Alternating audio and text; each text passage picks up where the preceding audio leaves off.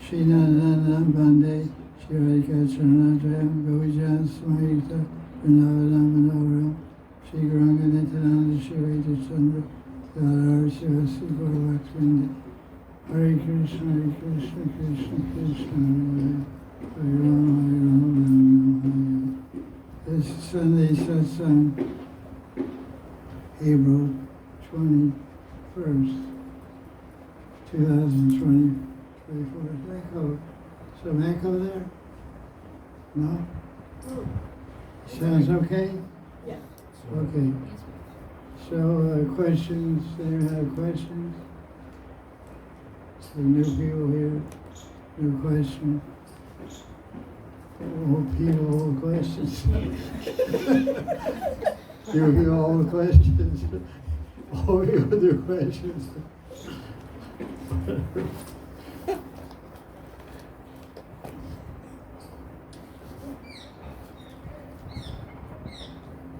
You look intelligent, you must have a question. Not much intelligence in there, You came to the right place. Okay.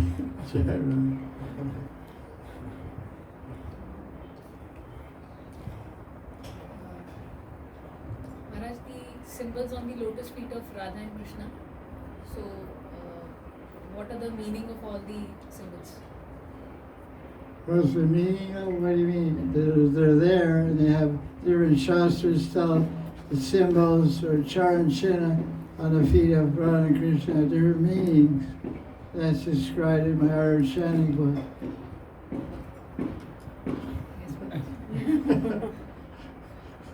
The only people that don't read my books are my disciples. That's a good deal. Okay. For example, on Radharani's right foot, there's a chariot. So that doesn't mean Jagannath's chariot in Rath Yatra. ISKCON is famous for Rath Yatras everywhere. So what does it mean? It means Manoratena. Manoratena means the chariot of the mind. That Krishna's mind gets carried away by the lotus feet of Radharani. So Radharani, to remind everybody of that fact, she walks all around Vrindavan, leaving her footprints with a chariot. Just like lions. Lions go around and scent their territory. Dogs, all these kind of wild animals, they scent their territory. They pee on trees. A dog goes to a tree and pees on it. This is my tree, watch out. So lions do the same thing. So Radharani is scenting Vrindavan. Radha Patanka Vela San Radharastarike. There's a verse in Radharastarike. Radha Patanka Vela San Radharastarike. Radharani leaves her footprints in the land of Vrindavan in the little stallies and sweetens them with her footprints. So everywhere you go in Vrindavan, you see a chariot. What is this chariot? What does this mean? It means that Krishna's mind, the Manoratena of Krishna control the girl with these footprints. The girl that has these footprints controls Parameshwar, Krishna's mind. That's one example. And also many other ones.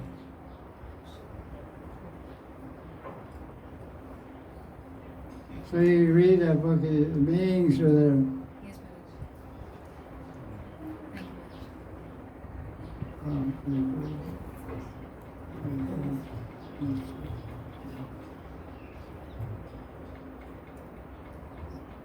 Okay, let's have a quiz. Tell me what are the 19 marks on Radharani's feet.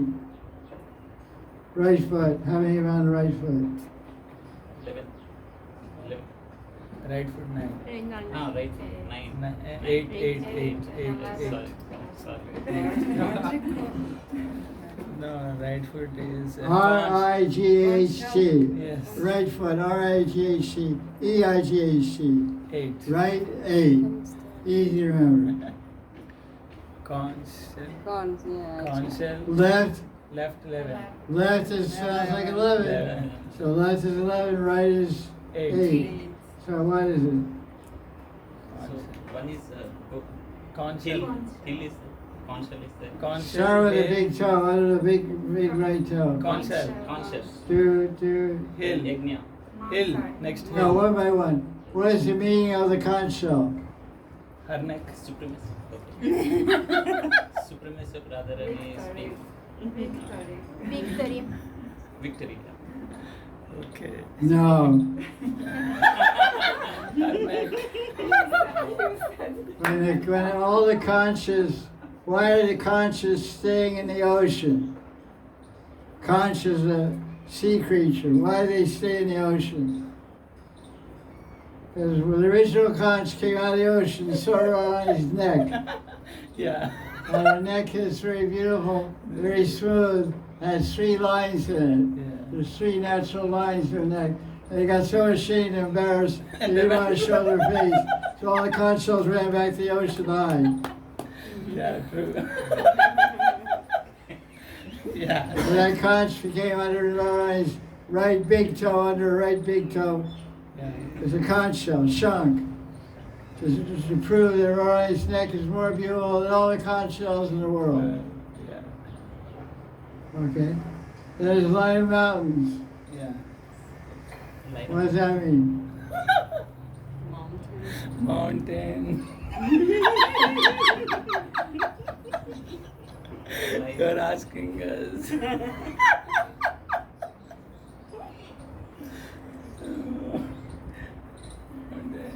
Krishna. Line of mountains means that Radharani is proclaiming that Giriraj is the best Haridas. Because Haridas is the servant of Hari is always at the feet of the master. The servant is always at the feet of the master. Hanuman is always at Ram's feet. Lakshmi is always at the feet of Narayan. So Giriraj is always at the feet of Radha Krishna, serving him so many different ways. So the mountain on the bottom of his feet represents Seva Bhav. Not that it's Giriraj is Krishna, and Krishna won't be on the bottom of his feet. It represents Seva Bhav. The mountain on the feet represents Haridas Varya. From Venugit, Radharani proclaims verse 10th chapter, chapter 21, Verse 19. 18. Verse 18, Radharani proclaims Haridas Varya. Giriraj is the best Haridas. So the mountain represents Dasya Bhav. There wasn't else. Yajna.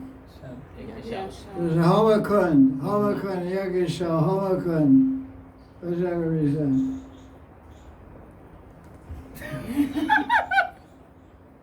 The sacrifice of love is the highest sacrifice. Yeah, that's correct. The Radharani offers her man, tan, dan, everything she has in Krishna's service. Her body, mind, words, everything for Krishna's service. This is the ultimate, yajna is the ultimate sacrifice.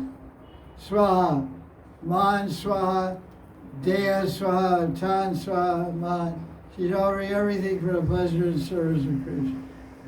Then what else? Kundali. One earring. What earring represent? Ornaments. Why one earring, why not 2? You wear 1 earring or 2? There's an example. 2. So why do I has 1 earring on her foot?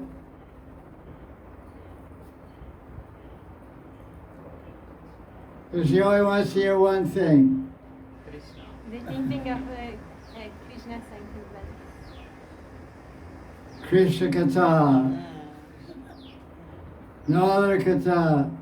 She has 1 earring because represents she only wants to hear one thing. She'll hear with both ears, but 1 earring means she only wants to hear one thing. What she wants to hear is Krishna, Krishna, Krishna. Krishna Nam Katha, Krishna Guna Katha, Krishna Leela Katha. Krishna Nam. And what else? Club. Club. Club, what's the club for? Fighting. For fighting, who? Chandra. Good deal. Clothes are recommended for mothers-in-law.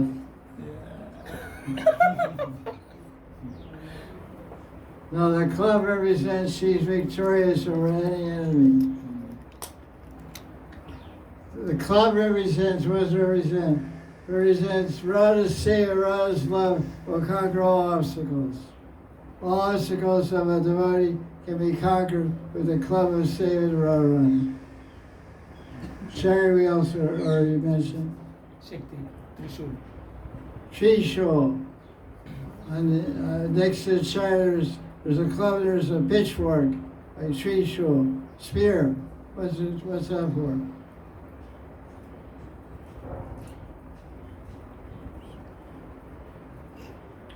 The trishul represents conquering the three modes of time, past, present, and future. So if you surrender Radharani and remember Radharani's feet, there'll be no more past, all your prabdha karma is wiped out, all your aprabdha karma, all your kudam bijam, and there's no more future birth in the material world. And all present karma is wiped out. You get liberated, go to Krishna, eternally serve those feet on Krishna. What's underneath the chariot? Fish. What's fish mean? And fish only stays in water. The eyes of Radha. Yeah, eyes of Radharani. Yes. Meenakshi. Akshi means eye, and Meena means fish. Meena avatar. Vatsya avatar, Meena avatar. The mean and fish go very fast, right, left, right, left, right, left. The Radharani's eyes are always looking, where's Krishna? Krishna God, Krishna God, Krishna. Where's Krishna, where's Krishna? So like this, beings have different meanings. So what we just described may be different than what you see above. Yeah, yes. So that was the meetings in 2002. This is 22 years later. The meetings have evolved.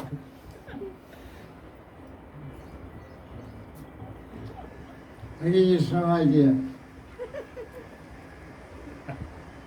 Thank you so much. Your eyes were eager for more. To be continued after Tuesday.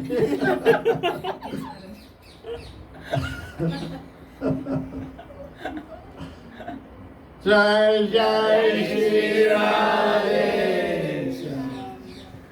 Okay, what else?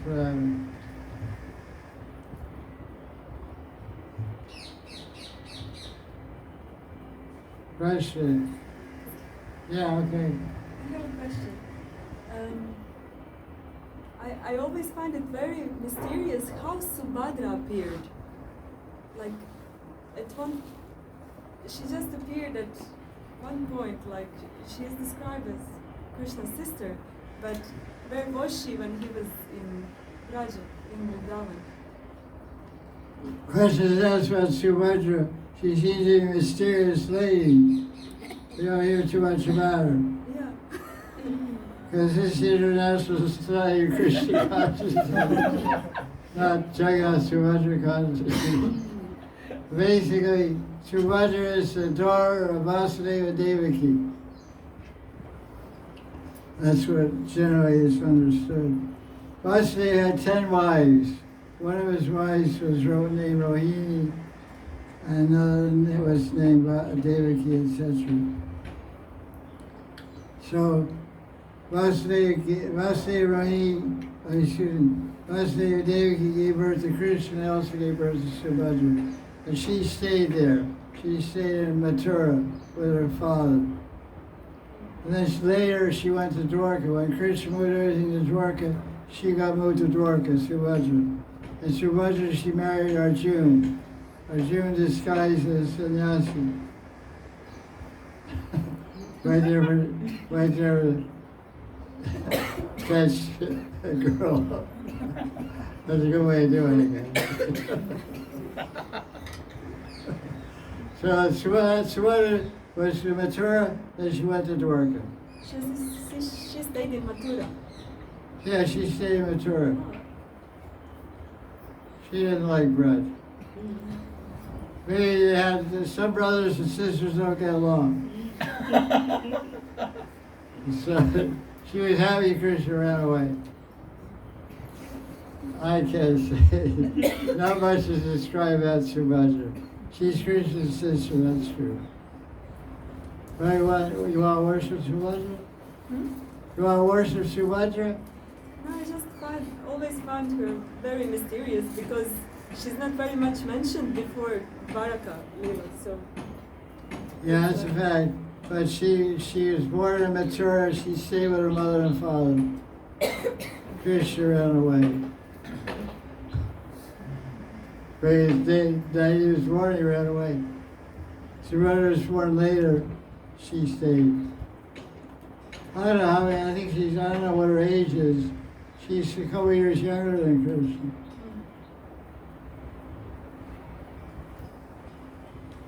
Subhadra.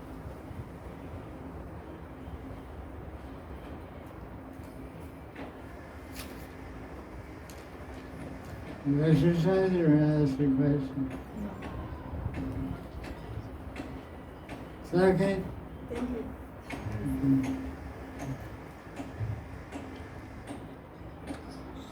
Whenever Prabhupada from ISKCON, whenever he wrote, there's some big temples in ISKCON had 3 cards, one for Jagannath, one for Balaram, and Subhadra. So Rath Yatra, whose card goes first? Balaram. Balaram. Balaram. Who's in the middle? Subhadra. Who's in the end? Jagannath. That's right. Have you ever been to Rath Yatra in Puri? That's going to me too also, about 10 times. Yeah. I live there every year for 10 years in the summertime. Yeah, so Jagannath comes last. Big brother goes first. Balaram. Protect the way, that's Subhadra. So Prabhupada, he always wrote on the card of Subhadra. They put it on, the Subhadra was up there, and underneath Subhadra, where the wheels are, they put an asana. Prabhupada sat there by the wheels, by the axle. And Subhadra was above his head. Subhadra wasn't on the same level as Subhadra. He was below Subhadra's feet. I saw myself in San Francisco, 1975. Or anywhere around the world where they had 3 cards, Prabhupada always wrote a Subhadra. Most temples have 1 card, and they don't have money. But New York, San Francisco, some place has 3 cards. This is just a side point. Prabhupada wrote a Subhadra. Why?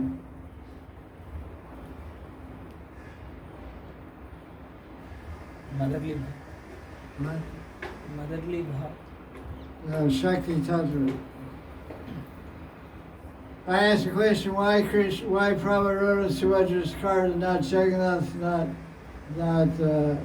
Balaram? I said Shakti Tattva. Because Prabhupada's Shiva Shakti, and Subhadra is also Shakti, Suru Shakti, Bhakti Shakti. So in terms of etiquette and Maryada, that'd be proper. But the Guru is Shiva Shakti, should ride in a car of Shakti Tattva, not a Vishnu Tattva. The Guru is not Vishnu. One and different. He's secondary, he's representative. There's the side one. Okay.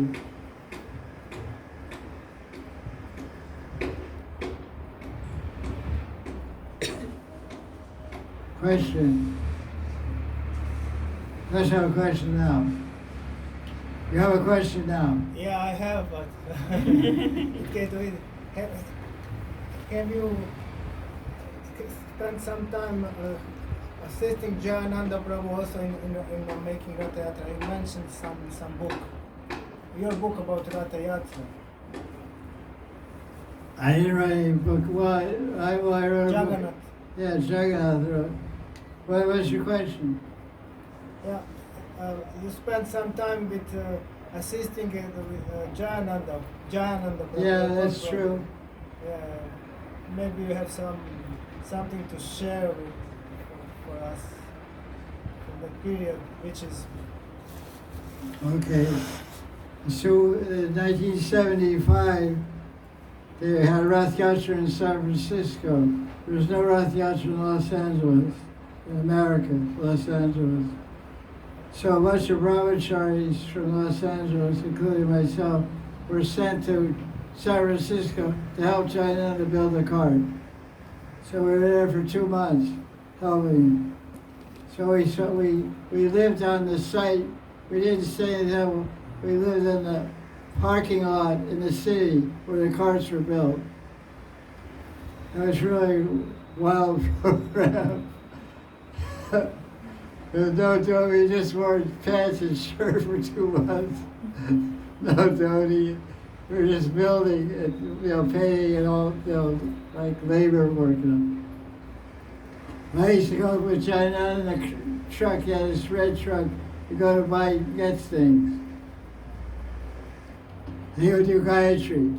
He would stop do Gayatri. I only had first initiation. I didn't have a Gayatri. So I stayed there. He would chant about 1 minute, he would be done. I said, he was so fast. I see others always chant, takes like 5-10 minutes. Yeah, I can't remember all the mantras. He told me personally. I can't remember all my mantras.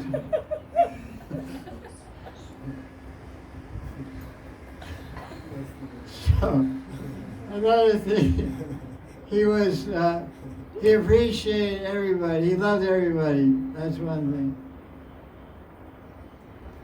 He's probably called him Jayananda. Jayananda, because he was always happy because he saw Krishna in everyone's heart. That's what I saw. He was always, some guys would walk on the street, because we were building the carts right on an empty lot in the city of San Francisco. So many people walk, what's that? So Jayananda said, come inside. So young people come in, and they say, can you guys help me do some painting? We had these stencils, like cutouts of swans, swimming swans. They're painting on the side of the cart. Swans. She said, can you hold this for me?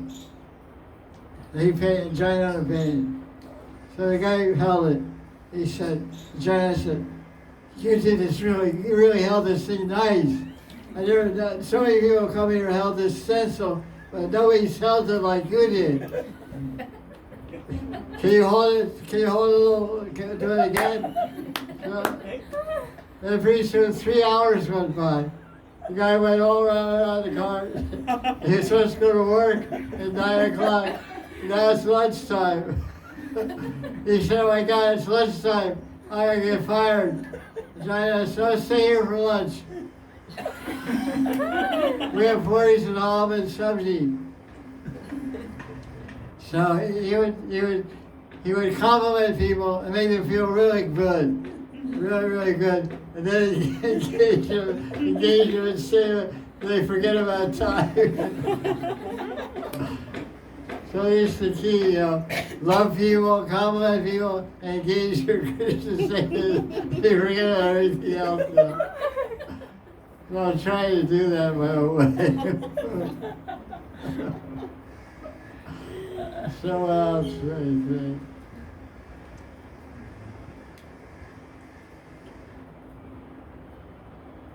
Like one time, we were sweeping at the site because we had to guard the place because somebody might throw fire and burn up the carts or something. Because San Francisco is a wild city. There's a lot of really wild people in it. So we were living there all day and night. So Jayananda went to the temple in the evening time in Berkeley. Temple was in Berkeley. They moved to Berkeley. Temple was moving from San Francisco to Berkeley. Carts were being built in San Francisco. So we went there. It was Sunday. He came back with 25 kilos of olive. Big bucket of olive for 100 people. He came back and he woke, there was 10 guys at the site. He woke us all up about 12 o'clock at night. He said, boys, I got some halva. Wow. There's enough halva for 100 people. 10 people are there. He said, we should finish it. Okay. So, like that. He liked to eat. I just remember he was very hardworking and very surrendered and hardly ever slept. Because he was so excited about Seva. That's the main thing I remember about him. Although I had that association, I didn't take on many of those qualities. I sleep too much. I don't do much Seva. But he was quite an amazing person. He didn't sleep hardly at all. He sleep maybe 2 hours a night. When you chant japa, people always talk about japa, because there's rules about japa in Hari Bhakti Vilas. You shouldn't move your head, you shouldn't shake your leg, you should just sit there. And your bead should be in your bead bag. Try not to chant with his beads outside his bead bag. And he leaned forward back like he was going to hit his head on the floor, like walking like this. And he thought he was going to break his nose. You go, Hare Krishna, Hare Krishna. He was like having a fight when he chanted rounds.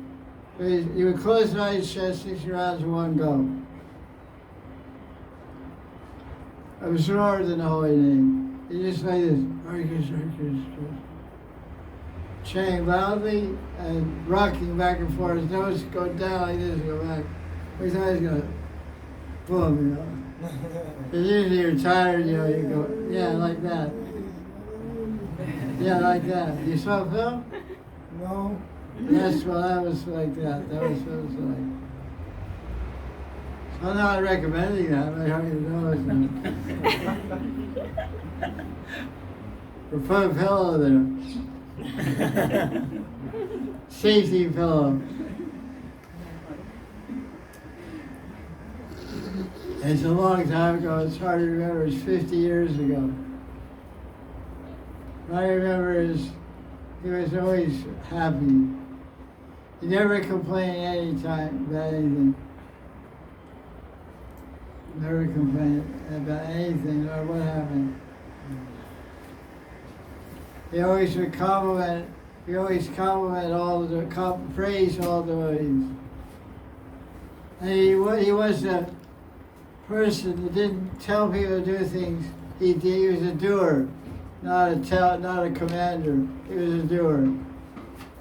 Whatever he asked you to do, he did himself. They say, help me with this. He never asked somebody to do something. He asked somebody always to help him. And then she get them to help him. He said, you think you can do this by yourself? Okay. The guy said, yeah. Then you go do something else. The guy Then you come back and say, wow, you did a great job. Fantastic. No one can ever do like this. How'd you learn to do this? You're only a professional. You just lay it on like anything. But he's very sincere and genuine also, not fake. Unforgettable person. There's only one devotee in all of ISKCON who promised they went to the spiritual world. That was him.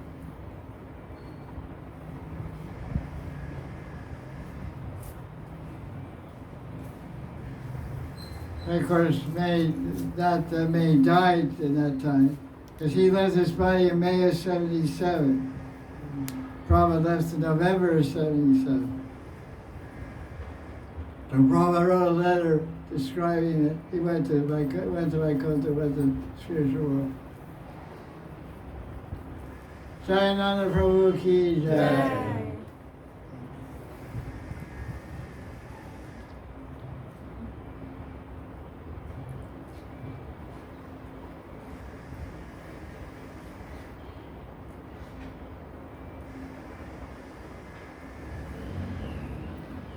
Question? Any internet question?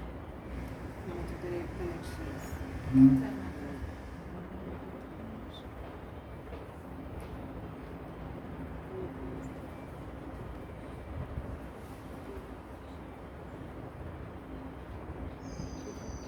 simple question. I forgot what is the name of the village of Champakalata. Champakalata village is Karhal. Karhal. Name, right? Yes. Karhala, Karhala. Karhala, Karhala. Champakalata. We went to the temple, we did not went down. Thank you. Kalahari to Kirtan? Can you explain that? That was the Kirtan you went to? No, it's on your calendar that you sent. There is one day when it says there is Kalahari. Oh, that's the Radha Kunda Babaji calendar.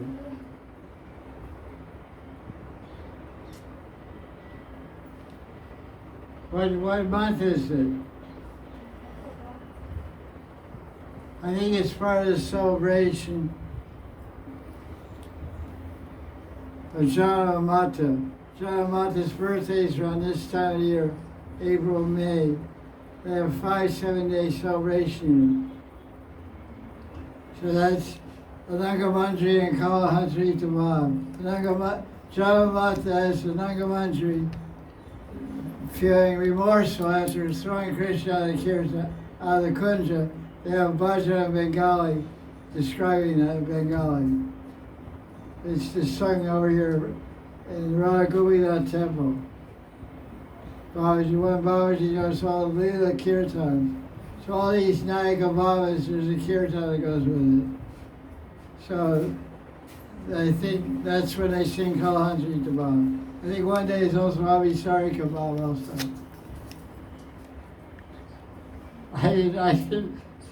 Because I see this on the calendar before, and somebody told me that's what happened. It's usually on this time of year. I didn't connect it with the calendar. I thought you were going to Marsala. You're going to hear me over sing a Bengali Kirtan and Kalahantri Tabam. That's what I thought. And then the next day or so, you went with her. Yeah, no, maybe she went to hear Kalahantri Tabam Kirtan. That's what I thought. This girl's really Rasik, man. You are Rasik, of course. That's true. But I thought, wow, she's way up there. You go to Marsala just to hear Kalahantri Tabam Kirtan. Hey. I wish I had that much ruchi, you know. That's what it is. It's Baba's singing. In Bengali Kirtan, part of the Appearance Day Festival at Janamata, which is right around now, April or so. April, May. It's on the calendar. You know Bengali is great. Come here, show you how to translate for you. She's studying Bengali. Yes. Yeah. Definitely, 2 years she'll know everything. By your blessings, Gurudev. Now, Krishna's blessing gave you a brain. You have a good brain for language also. You know, Italian, English, and now Bengali.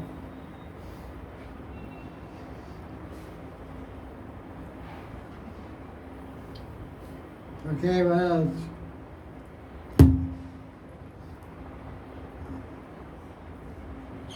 Good Karsh, Baba. What's happening?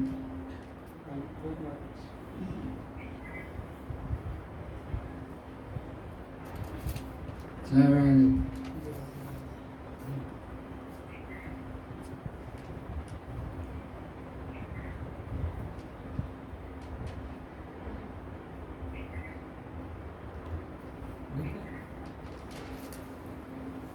Naratundas Thakur in Premabhat Chandrika says that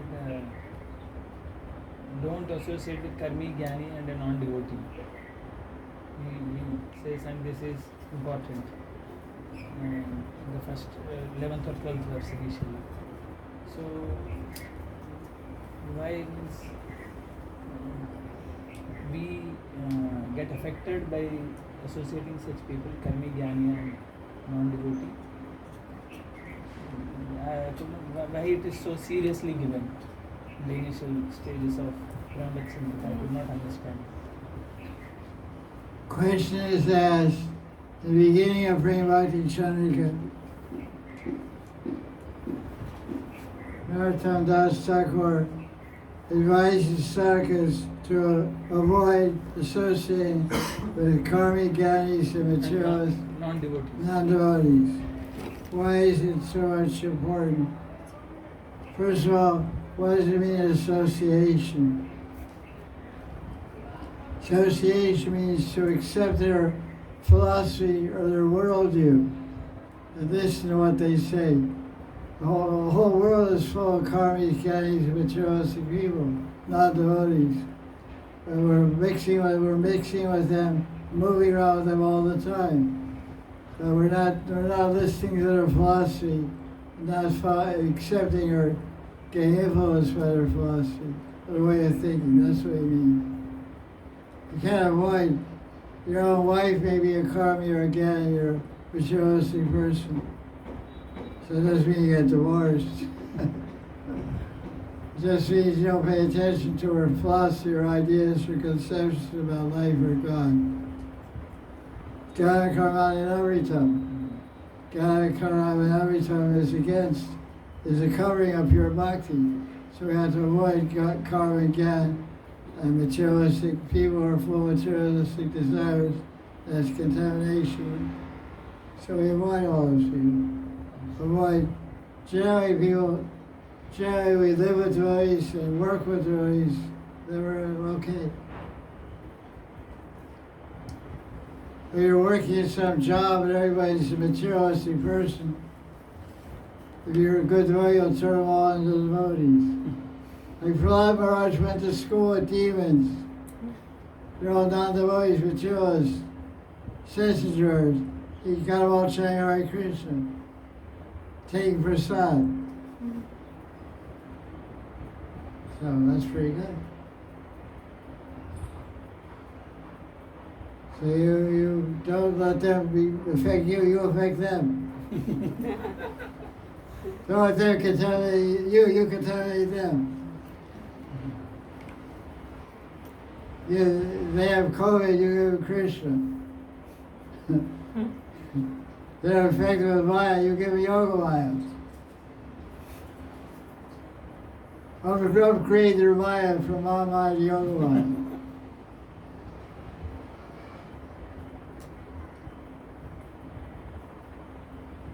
It works. Because Krishna is more powerful than Maya.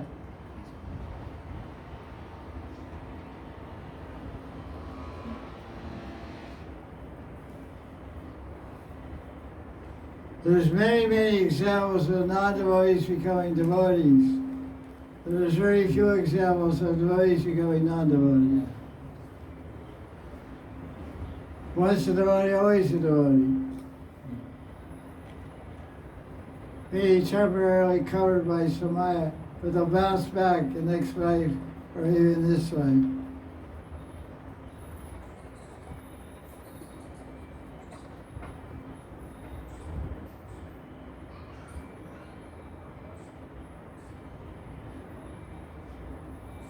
Konteya Pratijani Name Bhakta Name Bhakti Pranashati.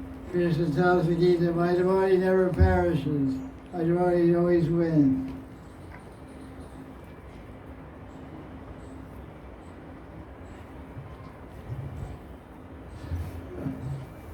That's true. You have a question?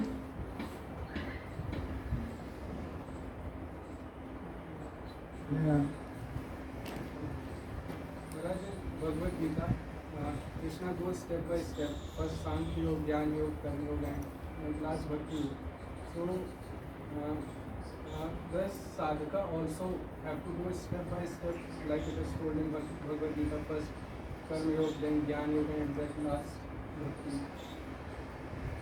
Why bother? Krishna doesn't say, he's just comparing and contrasting three yogas. You're a bhakti yoga, you do bhakti yoga. Plus. Think of Krishna, worship Krishna, become a devotee, bow down to him, that's bhakti. Surrender everything to Krishna, depend on Krishna. Then do hearing, chanting, Hare Krishna. We don't care about karma again.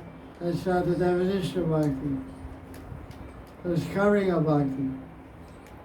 Day one, we start doing bhakti. We do bhakti every day from the first day on. First day I was in the temple, I chanted Hare Krishna. On beads, the kirtan, took prasad, read Bhagavatam, read Gita. It's been going on since 50 years. Same thing. I had to take a stop over in the car again. After I moved to Radha, I got into a little yoga. I got into a little hatha yoga, but that's not giving up bhakti. It's good for health.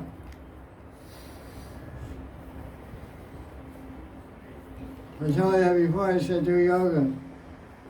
I told you that before, I said do hatha yoga.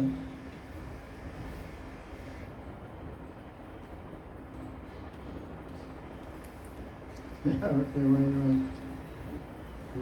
Question? Yes, Maharaj. Maharaj, on similar lines, like I also heard once in the past that we should first know the Aishwarya of Krishna and only then we can understand the Madhurya of Krishna. So is that also, how is it? Is it this way? Question is, we should understand the Aishwarya of Krishna before we appreciate the Madhurya of Krishna. You can't avoid the Aishwarya of Krishna. Because two things. Whenever Krishna is showing Madhurya, he also shows Aishwarya. The Supreme Aishwarya is shown in Madhurya Vrindavan.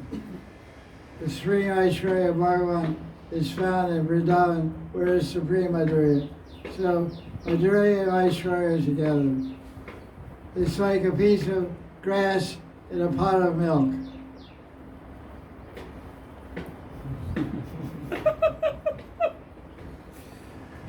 You have 200 liters of milk. You put it on a stove, low heat, the milk starts to cook. You drop in a piece of grass. Grass. And the grass is 200 liters, big pot of milk. One piece of grass. As it's boiling, sometimes you see the grass comes up, then goes down. So a piece of grass is Aishwarya. The milk is Madhurya. So Vrindavan is all Madhurya. Every once in a while, some piece of grass goes up, shows a little Aishwarya. In his mouth, Mother shows the whole universe. Like this. Krishna's, one Krishna goes around his dance, it expands into 2 billion Krishnas. So that's the piece of grass comes up. No. You want to catch it, it goes down. So you can't really hold on to Madhurya because as soon as you go to catch it, it disappears. So the Madhurya is there, but it appears and disappears before you know it. Mostly it's Madhurya. You know, don't make a separate endeavor, but just follow your guru. Because your guru will tell you, pray Bhakti Swami, tell you Bhakti, tell you first canto, second canto. That's all you're, Aishwarya. Very rarely a guru will say, okay, you're this stage day, here's Gita Govinda. Here's Gita Govinda, just read Gita Govinda, and then I'll give you Kama Sutra. Not too many Gaudiya Vaisnava gurus like that. There's Bhagavad Gita, Bhagavatam, Goswami, Tattva Sandarbha, Bhagavad Sandarbha. The gurus will guide you. You don't have to worry about everything. Just worry about getting a proper guru.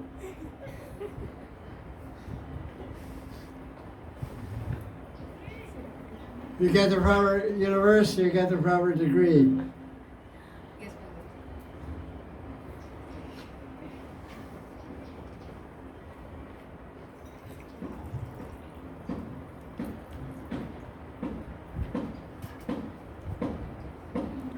But you should understand they're not two different things. Madhurya, it's like you have a coin. If one side heads, one side tails. So Krishna's one side Madhurya, one side Aishwarya. Most Madhurya is Krishna Vrindavan. Less Madhurya is Krishna Mathura. Even less Madhurya is Krishna Dwarka. Even less Madhurya is Krishna Vaikuntha. Like that, so. Madhurya, they're a mix. Just like we have a sweet aspect, we have a formal aspect. You know, every human being has two sides. Formal, official side, and playful side. Playful side is infinite, confidential, the formal side. Like some people, they told me about ISKCON gurus. They told me about some ISKCON gurus. I'm not mentioning names. That's not my habit. They said, you know, publicly, this guru is so official, and so cold, and so detached. But if you know him privately, he just jokes and laughs and everything. You know, you wouldn't know it's the same person. And some people told me, I said, oh, I never knew that. I saw this side. So sober, because I only have one side. I don't have two sides. I don't have both that kind of thing. But they told me some very prominent gurus who are like that. So that's just personality, that's the way they want to do it. So Krishna has two sides, Madhurya and Aishwarya.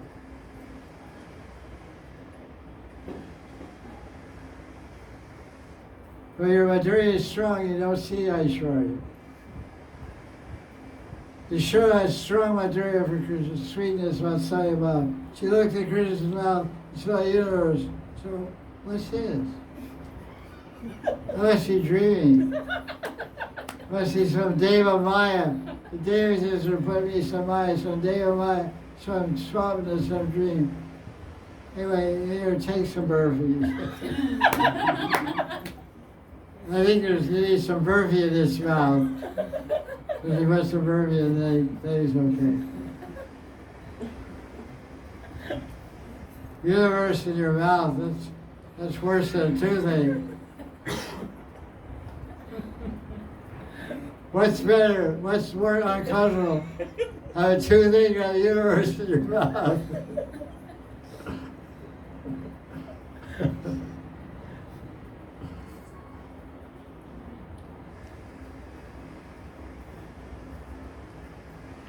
Krishna represents 3 million Krishnas.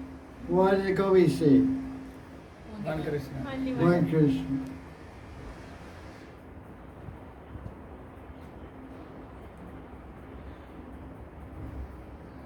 And it's ultimate Aishwarya without disturbing the Madhurya. Yogamaya preserved the Madhurya.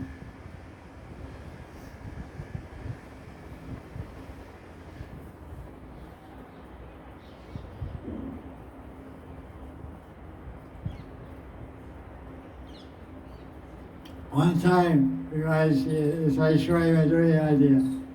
One ISKCON guru, who was my friend, Satsang Goswami. He told me we were having lunch together one time, long time ago. He said, you know, I walk around ISKCON, everybody calls me His Divine Grace, His Divine Grace, Satsang Das Goswami. Well, my mother calls me on the phone. She says, hello, Stevie. Hello, Stevie. His name is Steven Guarino, Italian guy, Guarino. And she says, hello, Stevie, are you getting enough to eat? Are you still so skinny?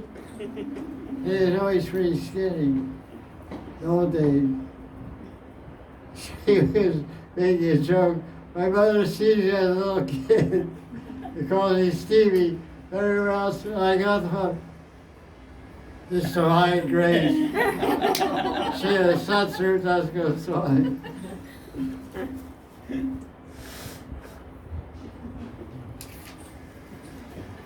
I said, so what should I call you? I said, call you Steve.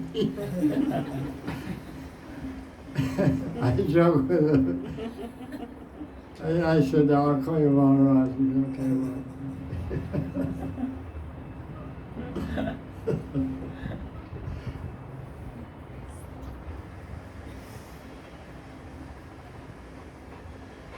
Krishna went to Kurukshetra from Dwarka. He was 55 years old. They met Mother Yashoda. Krishna and Balaram went on chariots from Dwarka. They went to Kurukshetra. They met Mother Yashoda and Nanda Maharaj. They had 10. Mother Yashoda said, oh, Gopal, and put him on her lap. He's 55, she was 95, and her breast started giving breast milk.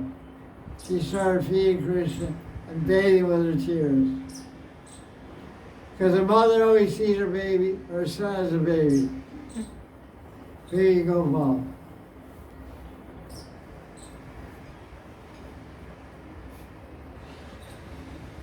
Pretty amazing, huh? 55 years old. She's 95 or something. She was really old. She was really maybe older than that. Older than that as well. She gave birth maybe around 70. Yeah, she was 78 when she gave birth. She was like 120, 150. yeah, 120 years old. Mother Yashoda was 120. Krishna was 55. Defies the law of nature. She didn't have a baby until she was 85 years old.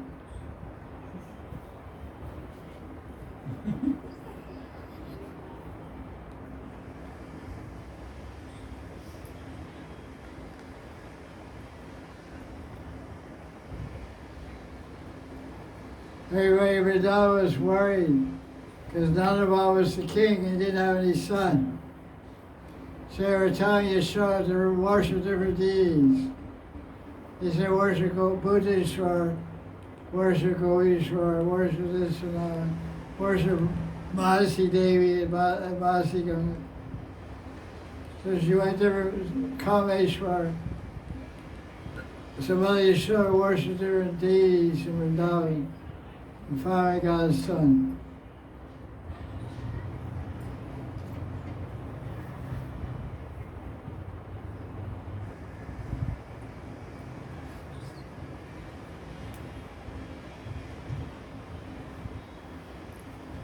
Question.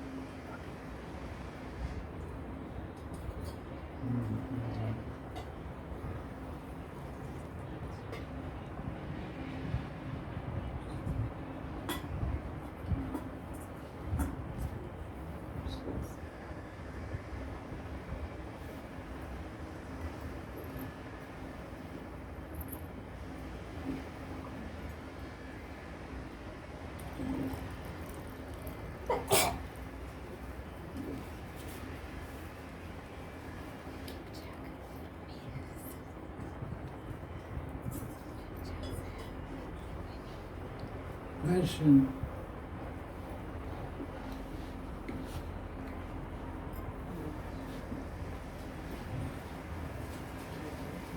I have a question regarding the marks of Radharani's feet. So, how should we meditate on them? Like, at the time of chanting, what should we think? And how should we correlate with marks and chanting? Question is, how should we meditate on his feet when we chant japa? Just meditate, the symbols. You meditate, you hear holy name, and try to see Radharani's feet in your mind. And the bottom of the right foot is conch shell, and next to that there's royal mountains. You try to visualize that in your mind. The bottom of her feet and those marks. That's all. That's a big thing. If you do that, your mind will become very peaceful and become very happy also. There's many verses that glorify the result of meditating on the feet of Radha and Krishna.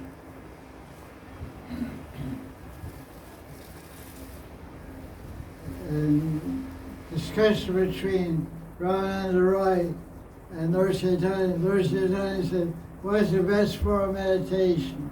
What's the best form of meditation?" Ramananda Roy said, "Best form of meditation is to meditate on the feet of Radha Krishna."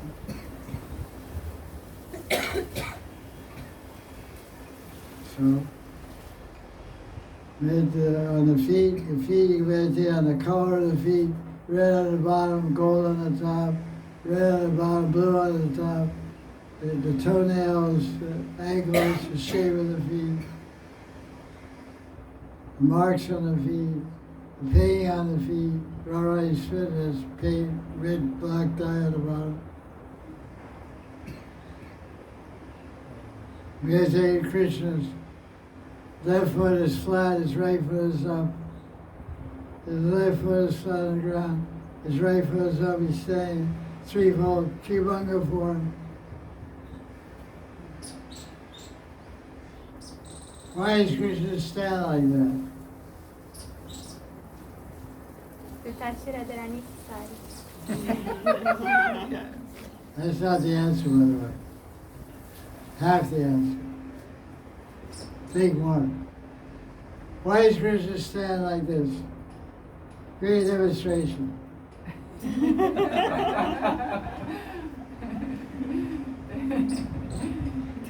Bend. Your head goes, yeah. This right foot is flat, left foot is up. Why does he stand like that? Okay, so now, Lift Radharani's side. what's the answer? Who's standing on the left side of Krishna? Radharani.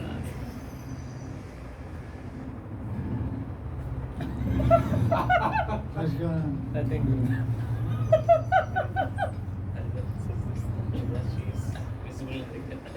That's why he's doing this thing. He gives water. Radharani stands on the left of Krishna. Krishna lifts his left foot underneath Radharani's sari. He lifts his ankle up, lifts up in that corner of the sari so he can smell the fragrance of Radharani's body going around the sari. Yeah, So that's why Krishna stands in threefold bending form. This is what the Rasa Jans say. There are many excuses, but this is the best one I heard so far. He's a little sneaky, you know.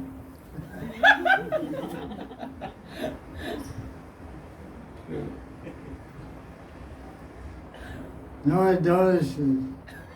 Except Radharani.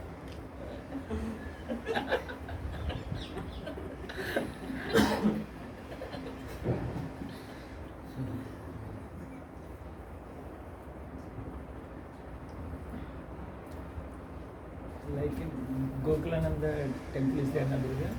In that Radha Vijay Govind directly sees Radharani only. His eyes are like towards Radharani.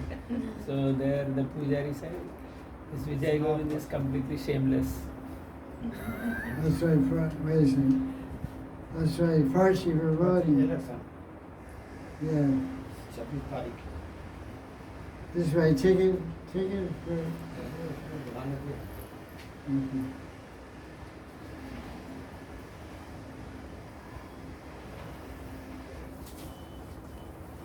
Father's name, A.C. Makti, M-A-K-T-A.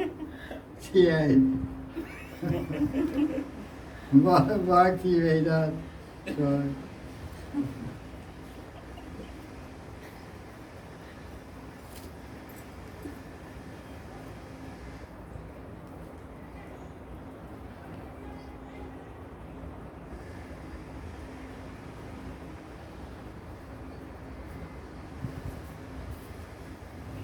the voter's ticket. I go vote. I go to an all concert or machine gun. You're looking at your nomination. I say,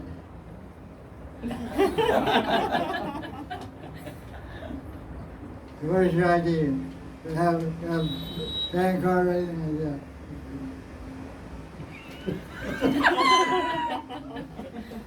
You want to be the easy guy there, you know. Huh?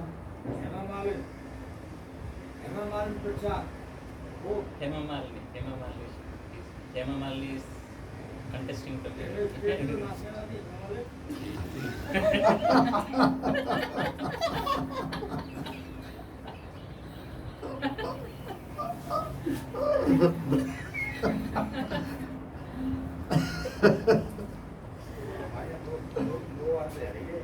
Okay.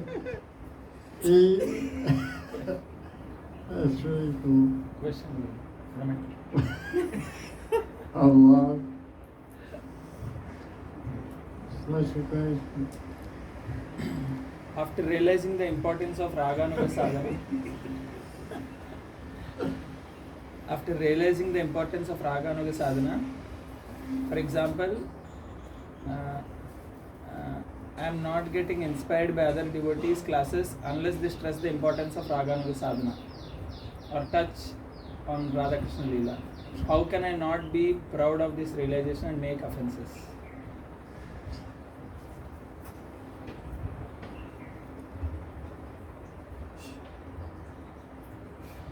Somebody is asking a question about pride. And the person is saying, I have now an interest in Rag Bhakti. I don't want to hear anything about it except somebody speak about Rag Bhakti or Radha Krishna. How can I not be proud? You should not be proud because you're total stupid. Any class about Krishna is, if you have so-called advancement in Bhakti, you have Rag, means you have attachment for Krishna. What's the word Rag mean? R-A-G-A. What does Rag mean? Rag means passionate attachment. Passionate attachment to Krishna. Krishna's name, form, qualities, anything to do with Krishna will put you in ecstasy.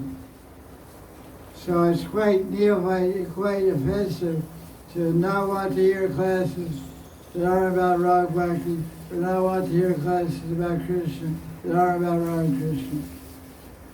I suggest you keep quiet. There should nothing to be proud of. There's something to be ashamed of. You should be ashamed that you think you're so advanced that you don't want to hear Bhagavad Gita class. You don't want to hear about second canto, Rata Rupa. What do you think about Krishna's nectar, Amritam, Hari Katha Amritam, talk to Jivanam. Hari Katha is beneficial for everyone, and nectar for the ears, and helps one get liberated and attached to Krishna. Any Hari Katha, Bhagavad Gita, anything.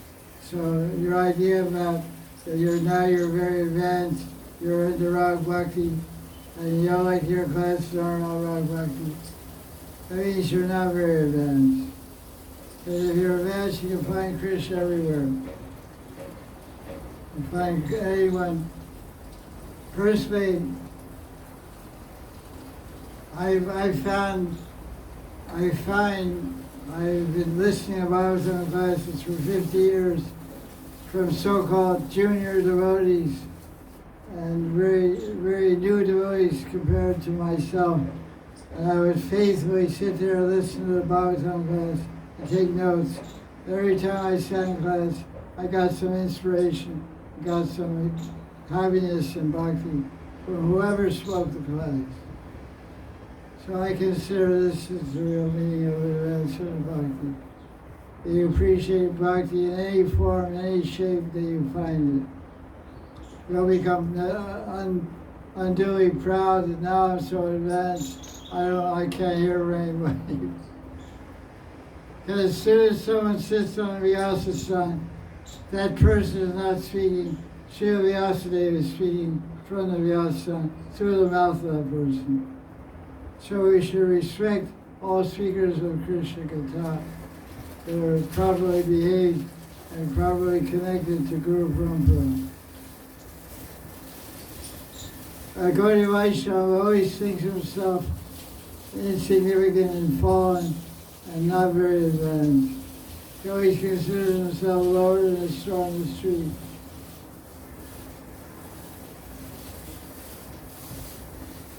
You should change your attitude, rather think, oh, this person speaking Hari Katha, let me submit myself and hear for this person and see how I can help my bhakti.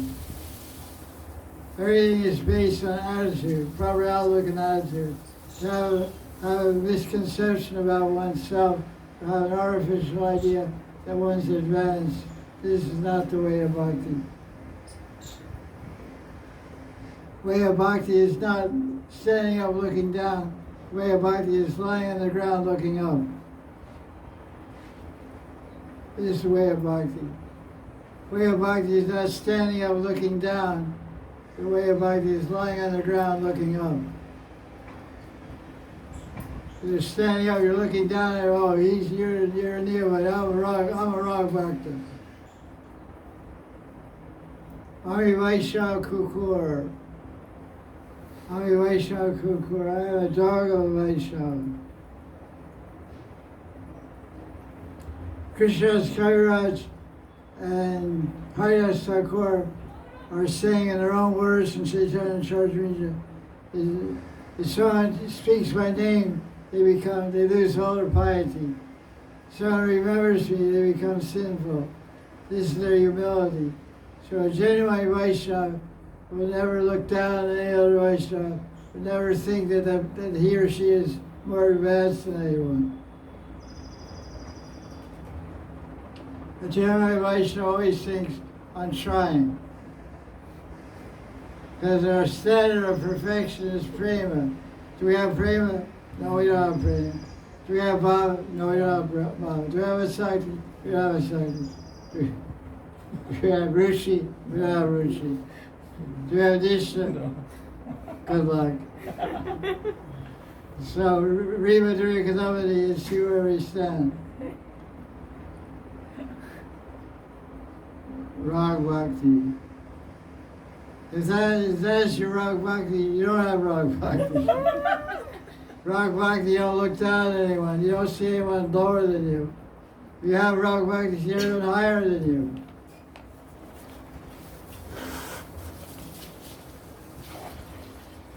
Because becoming attached, Rag means attachment to Krishna.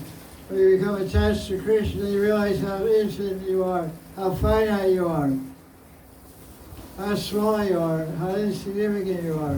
That's the sign of knowledge of Sambandha Jnana of Krishna. The idea of pride means you've been bathing in the wrong kind of water. You haven't been bathing in water from the shower head. You've been bathing in water from the tail of a donkey.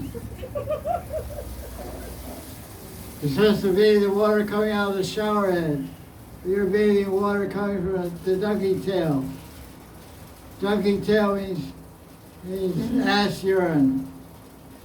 And they gave this pride. It says Mana Shiksha, Raghunath Das Goswami said one who's proud, he's bathing in ass urine,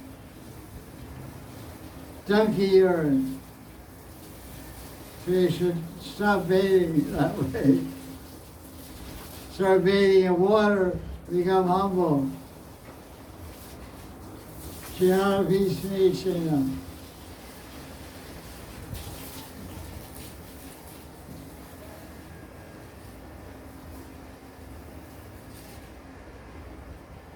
Every day read Bhagavatam, every day read Gita. This is nice. Every day read Rasa Shastra. These are 3 R's. Rasa Shastra, Rita, and Ragata.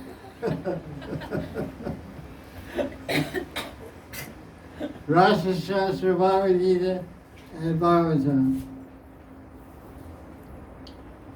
My Gurudev did this until he left this world at 102 years old. I try to follow in his footsteps.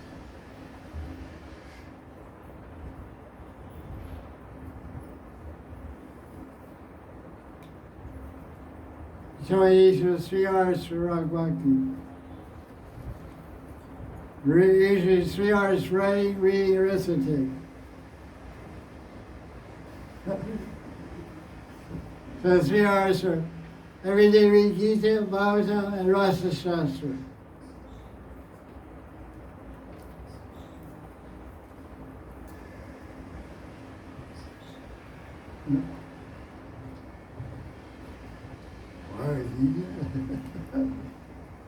We do.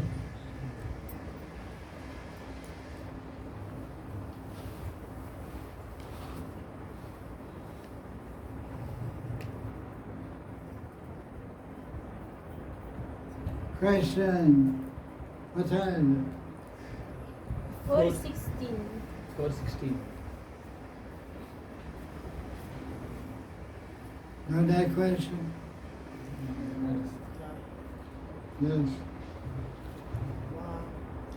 It says like, without being blessed by Lord Nityananda, one cannot attain Radha Krishna. Nitai Vinabai. Radha Krishna Prajnana. Yeah. What's the import of that? Why? What's the importance of blessings of Lord Nityananda? Question is asked, is the bhajan by Narottam Das Thakur, says Radha Krishna, Nitai Kriva Bina by Radha Krishna Prajnana. One cannot attain Radha Krishna without Nitai. What does that mean? That means in Kali Yuga it's very difficult to overcome ahankar, false ego, the bodily conception of life. Nitai gives spiritual strength to do that. Because Nitai is Balaram. The Balaram means spiritual strength. So the greatest Hankar bodies in the Kali Yuga were Jagai and Madan. They are completely absorbed in bodily conception of life, far away from bhakti.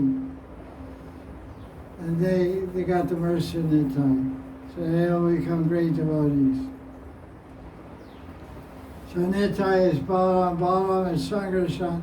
Sankarshan controls false ego. He's the Devata of false ego is Sankarshan. Sankarshan's expression of Balaram, and Balaram is Nitai. So Nitai removes false ego, establishes us in Krishna Dasya Bhav. So this, if one is established in the Bhava, a servant of Krishna, it means that they have received the mercy of Nitai. So one who is fixed in the service of Krishna, doing service of Krishna, means he or she has received the mercy of Nitai. Krishna is Gaur, Gaur is Krishna, Krishna is Gaur. So the purport is, if you're engaged in Krishna's service in Kali Yuga, directly or indirectly means you got the mercy of Nitai. If you're engaged in the service of Krishna, means you get the service of Radha Krishna.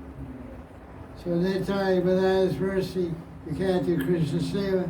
Without Krishna Seva, you can't take Radha. So without Nitai, with Nitai's mercy, you become a servant of Krishna, and you end up worshiping Radha Krishna. When I first joined Krishna consciousness, I thought the goal of life was to love Krishna. Krishna consciousness. After years, I realized the goal of life is to love Radha Krishna.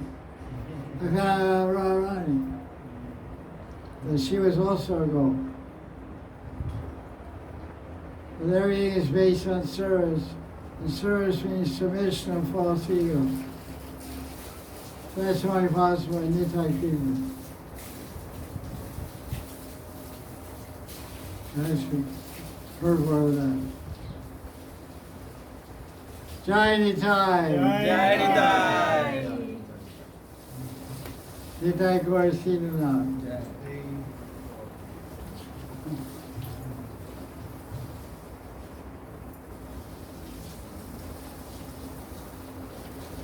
It's interesting, Lord Chaitanya only ordered 2 devotees to preach. Who are they? Nityananda waiting. Because some people say, if you want to please Lord Chaitanya, you should preach. But it's interesting, you read all the Goswami books, they don't say anything, because somebody wants to ask the Guru, what kind of devotional service is preaching? Because some people say, if you don't preach, you can't please Krishna. So the Guru said, that's an interesting point. The Goswamis don't mention anywhere in their books what kind of service, don't mention anything about preaching. Because Lord Chaitanya didn't talk about anything about preaching. He told two ways to preach, Nitai and Advaita. Everybody else he told to Hari Krishna and do Bhakti Bhajan. So the real way to please Krishna is to Hari Krishna and do Bhakti Bhajan. Some sit here Haritosha. Some sit here Haritosha. What pleases Krishna is chanting his name and doing 9 lives of Bhakti.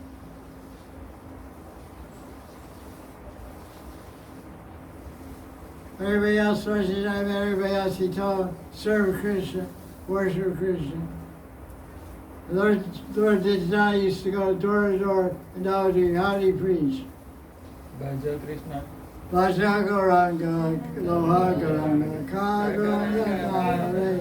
He said, chant, take the name of Gauranga, worship Gauranga, chant Gauranga. So Lord Gauranga told him to go door to door and tell everybody Hari Krishna.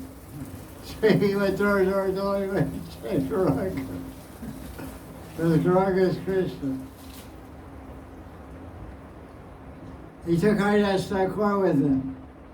Nitai took Haridas Thakur. At the end of the day, Haridas wasn't an official preacher. He was carrying the book bag. He was carrying the book bag. The official preacher was Nitai. At the end of the day, they gave the second report to Gauranga. So Haridas would complain about his Sankirtan leader, Nitai. He said, Gauranga, we go down the street. Nitai sees a pretty girl. He goes out to her and says, I want to marry you. And he sees a bull. He jumps on the back of the bull. And he starts saying, I'm Mash, I'm Mash, I'm Mash. I'm Shiva, I'm Shiva. Sometimes he walks through the market. He sees the bananas. He takes the bananas and starts running down the street eating them. He's a young man, not an old man, because Haridas Thakur is quite old. I can't run very fast. So the fruit wall, he chases us and beats you with a stick. Nitai gets away. And sometimes Nitai goes to drunks. He tells them to Hari Krishna. And they start throwing stones at us.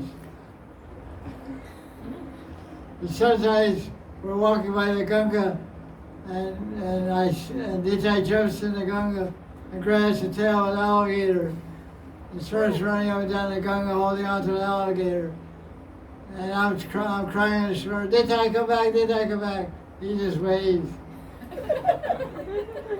He sits on the alligator, rides him like a surfboard.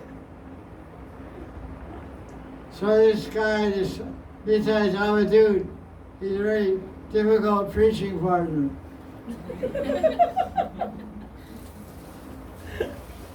Every day I don't know if every day we go for preaching, I don't know if I'll come back alive. I'm afraid I'm going to get killed tomorrow when I go on with this guy. So Gauranga puts his arm around Haridas, it's okay. Nitai's a little different, but don't worry, don't be afraid.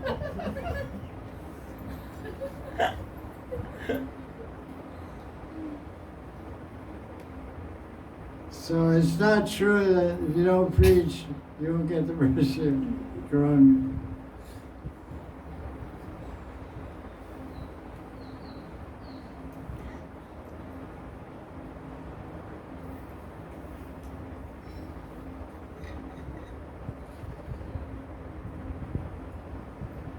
Tiny time.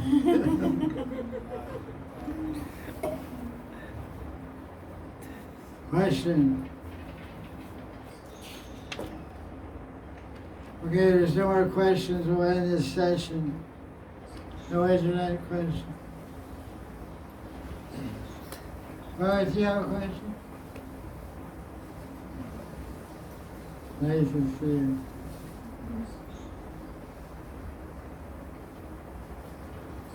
No takers. Deshi. I'll say no more, but. Question. Maybe just small. So who were actually? Sorry. That's okay.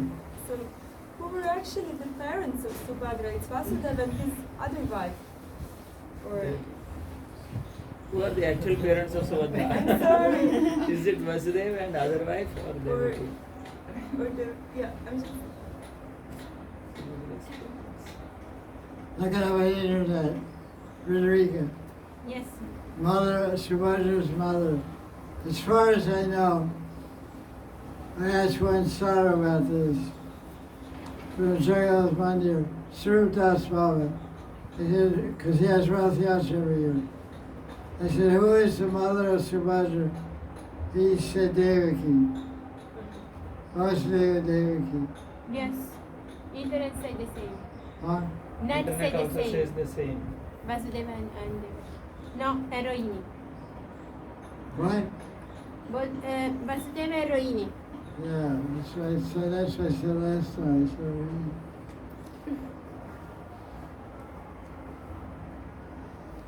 said, that's Bara. Oh, Subhadra. Wait. Okay. Yeah. The mother and father of Subhadra is Vasudeva and Rohini. So who's the brother? Who's actual? So stepbrother, Krishna's stepbrother is Subhadra. Who's the actual brother of Subhadra? Balaram. Thank you for your question. Well, what about, so Yashoda gave birth to a girl first, right? Yeah, it's called Yoga Maya. So she has something with Subhadra? No. It's said in the Bhagavatam also, the daughter of Yashoda is Yoga Maya. Puramasi, it's called Yoga Maya. And it's Bhagavatam says she's known by different names. Ekadamra, different names. So Subhadra is a different person. Subhadra is not the daughter of Yashoda. That's clear. Yoga Maya becomes invisible in Vrindavan. She acts in the background, arranging all leelas of Krishna. She's the energy, spiritual energy of Yoga Maya. Subhadra is in Mathura, she stays in Mathura, goes to Dwarka. Marries Arjuna. So she was the one to say, Kamsa, you fool, right? She flew in the sky. Yoga Maya, Yeah. Durga. Yeah. She could be Durga, Yoga, Mahamaya. She was Yoga Maya in Gokul. She went to Mathura, she gave Mahamaya. Oh. That's like women are like that. They look a little sweet like Yoga Maya, they turn into Mahamaya. You're in trouble.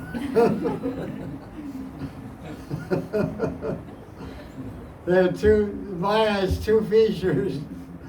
Sweet, nice feature, and dangerous feature. So be careful of that. I try to stay away with it. Ma yoga.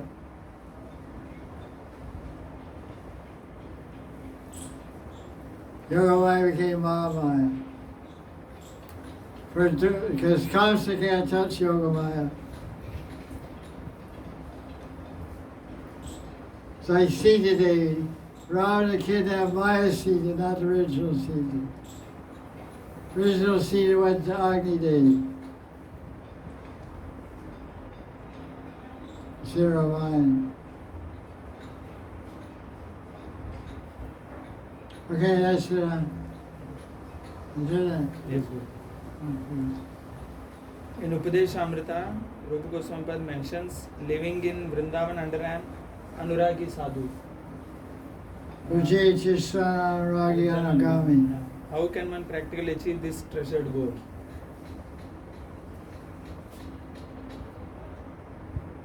It says, it's advised for Rupa Goswami to live in Braj Mandal, to do bhajan under the shelter of an advanced Vaishnava. How can one practically achieve this fortune, or achieve this goal, or achieve this association? The answer is only by good fortune. To live with an advanced Vaishnava, to live in Vrindavan, is very rare. So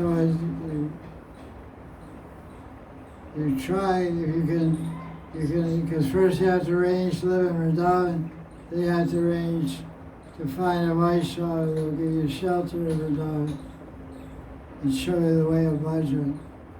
So Vrindavan is full of advanced Vaishnavas giving shelter to sincere devotees. So try your luck. Go to Vrindavan in the association of advanced devotees and see what happens.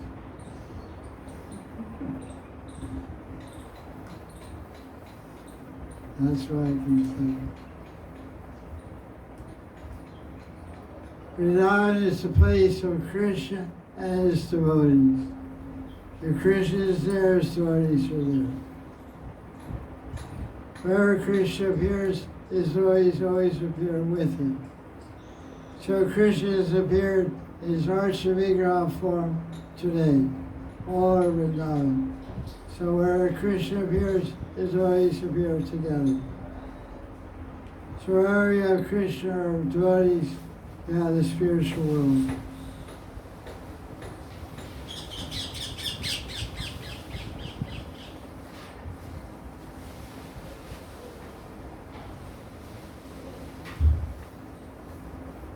Anything else?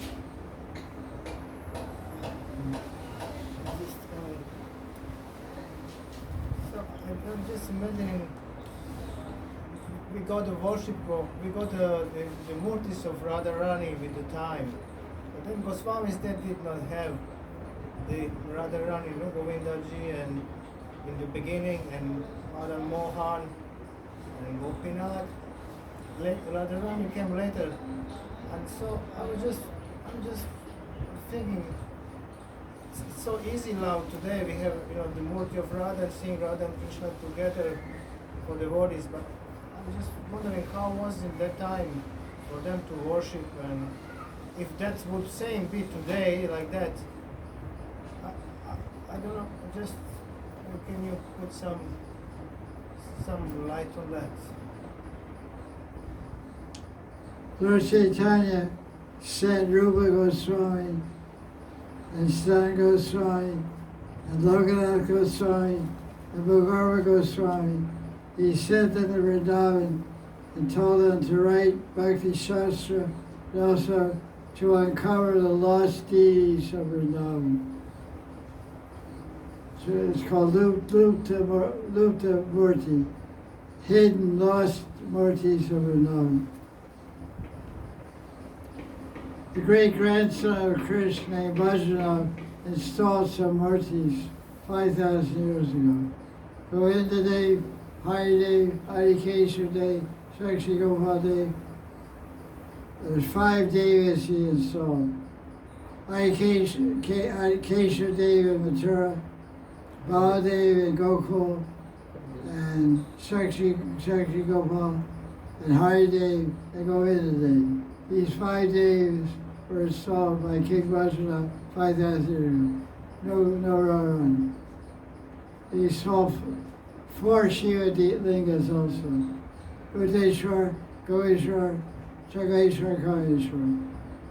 Naneshwar was installed later. And like this, they installed 5 Shaktis. Mahasi Devi, Mahavidya Devi, Sankhe Devi, Paramasi Devi, Kalyani Devi, 5 Durga. These were all installed 5,000 years ago.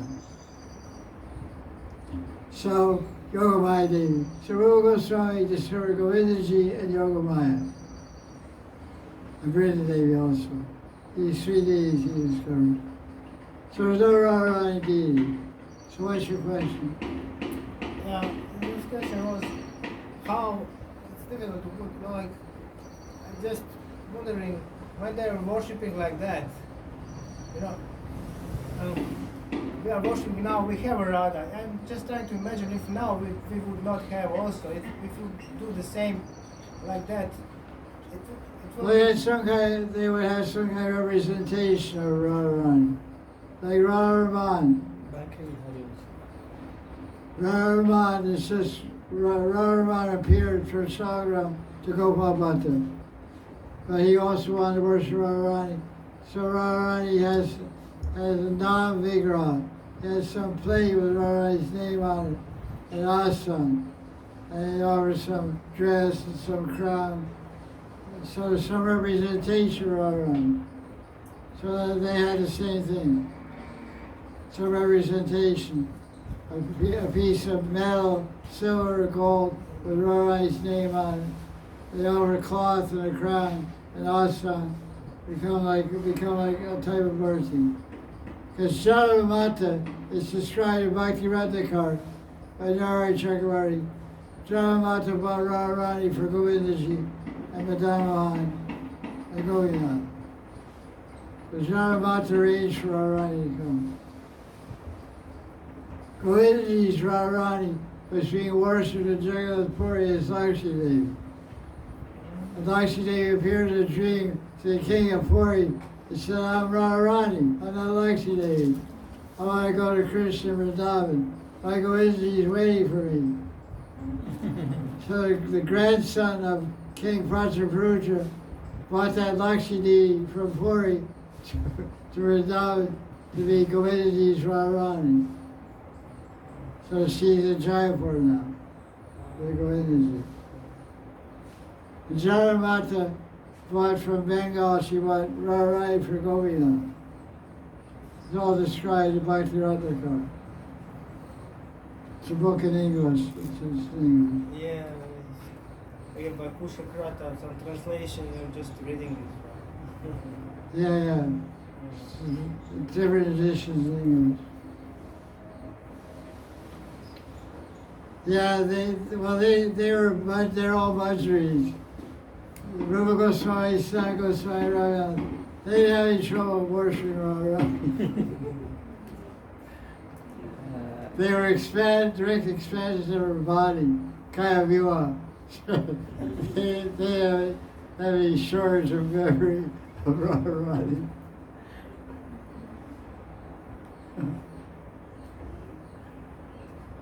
Because Krishna Radharani is always in Krishna's heart.